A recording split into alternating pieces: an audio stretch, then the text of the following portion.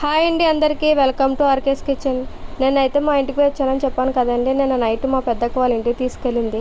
నా కోసం మటన్ కీమా అయితే తెప్పించింది. దాన్ని బాగా శుభ్రం చేసుకుని అల్లం వెల్లుల్లి పేస్ట్ ఇంకా కారం వేసి మ్యాగ్నేట్ చేసి పక్కన పెట్టింది.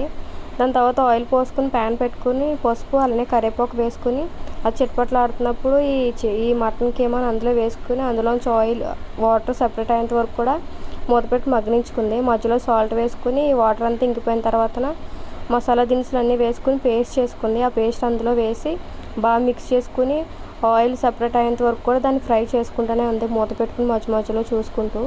ఇలా దగ్గరికి అయిపోయిన తర్వాత లాస్ట్లో కరివేపాకు వేసుకుని మిక్స్ చేసుకుని స్టవ్ అయితే ఆఫ్ చేసుకుంది. ఇదైతే చాలా బాగుందండి ఫ్రై. మీరు కూడా ట్రై చేయండి ఇలా సింపుల్గా.